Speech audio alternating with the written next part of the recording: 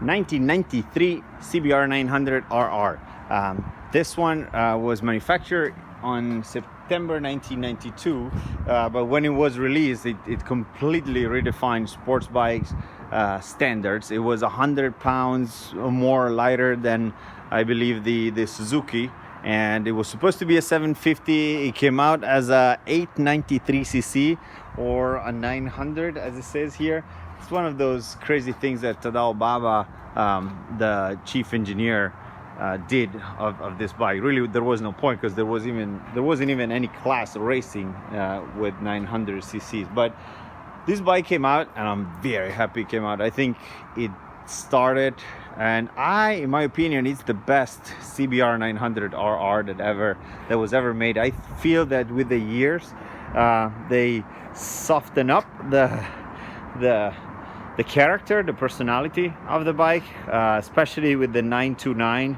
It was basically a touring bike. No offense if you have it, it's a great bike. It's just not, it doesn't speak the same language as this SC28, which was released in 93, and I think it's still, as of today, very fun to ride, very tricky in entry of a turn because of this stupid 16-inch wheel. I don't know if you're a fan or not, or if you're markets, whatever, but man, it really feels like the steering it's closing on you as you enter, and it's very hard to find decent tires for this bike. It's extremely hard. I just got this bike, and I have to say it's in very good conditions. It's actually very comfortable. Look at this seat, look at the seat, and the tank is like incredibly comfortable compared to my RSV4. And then you have this one. Do you remember when you used to take trips and you could fit anything in here? A camera, like a big camera. I mean, it's fantastic, this bike, even to today's standard to ride.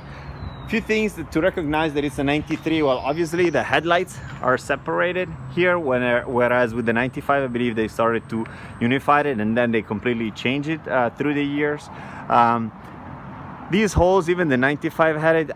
Do you know what they're for? Supposedly they are on the front and here at the bottom. They would make the bike turn easily and like less resistance to air. I don't know, it's one of those weird Japanese crazy ideas that I'm very thankful that they had them, because it's just fun. So this bike, 10,000 miles. Let's start it up.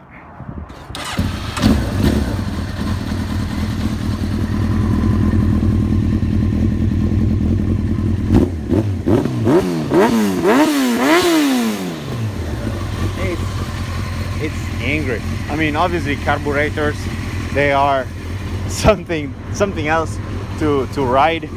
Very lumpy, around like 3,000-4,000, and then really 5, 6, 7, 8 is when you feel the punch of the bike.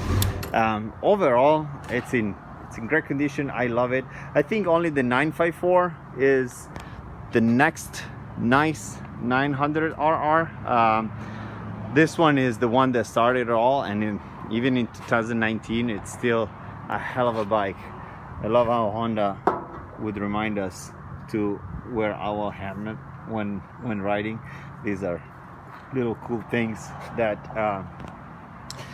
Honda did back in the days. I don't know if they still do it today. I haven't bought a new bike, and I don't plan to for a while. One recommendation, if you're thinking about buying the 900RR, the SC28, a carbureted SC28, ride it. Do not buy it just because you want to use it maybe 200 miles every 6 or 7 months.